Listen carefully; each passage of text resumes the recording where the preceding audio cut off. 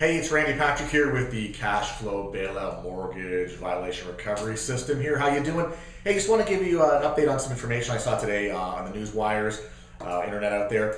There is I guess you could say, indice, or it's called the S&P CoreLogic CaseShiller U.S. National Home Price NSA Index. It's kind of a long thing to say. Basically, CoreLogic, as you know, is a data company, and CaseShiller is, I think, a management company or an analyst company that takes a look particularly at the housing industry across the U.S. Now, they have an index which basically polls a certain number of markets across the country.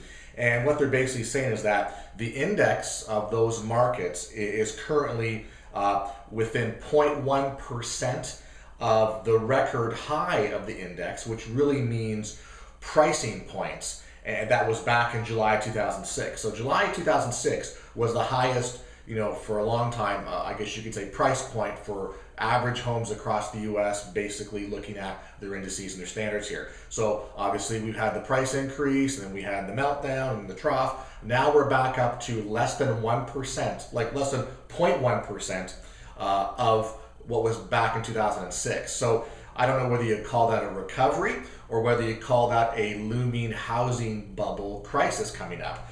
The media has been very, very, we'll say, one-sided in portraying the fact that economic growth is great, housing is great, etc., etc. Look at what's going on here. But if you start looking at all the information, what people are saying and writing, the blogs, other articles, YouTube videos, you see a whole different picture out there. And that's what I want to focus on today. As you know, I've been putting these videos out for quite some time in all my emails, etc., and saying, back, earlier in the year, a number of months ago, going, things are not rosy, things are not as they seem. I just was speaking to a real estate agent, and she's saying, for her to rent a place is more than her mortgage. She can't do that. She has a reason why she needs to sell and to rent. But the whole point that people are getting priced out of the market from for where rent's concerned. People are getting priced out of the market on purchasing. There is low inventory in many locations.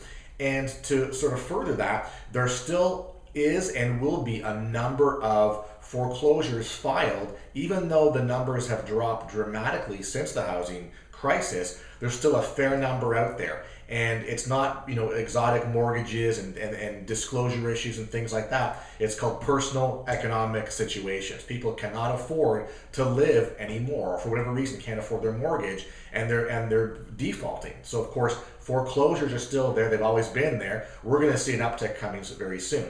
This is just the housing market. If you read and you listen about the other economic, stock market issues, whatever, that's not looking very good at all. But my point is that the media is portraying everything is great and we're in this pipe dream, yet it's not over here. And more people, and I said, we're talking people that have knowledge, that are schooled and educated in this type of analysis and business, are saying that we have an upcoming housing crisis, that bubbles are happening in various locations, that only the very wealthy can afford to buy homes in a certain segment. The average person across the country cannot afford an average home. That's the way it is. The home price is outpacing economic and wage growth big time. So, and where we need to be for people to buy homes is not happening. And again, as I've said this before, prices are so high and the market inventory is so tight, yet we are at the lowest level of homeownership in over 51 years. So that really says something. So my point here today is that we're going to see some more stuff. I just found it interesting to show that we are basically at 2006 again.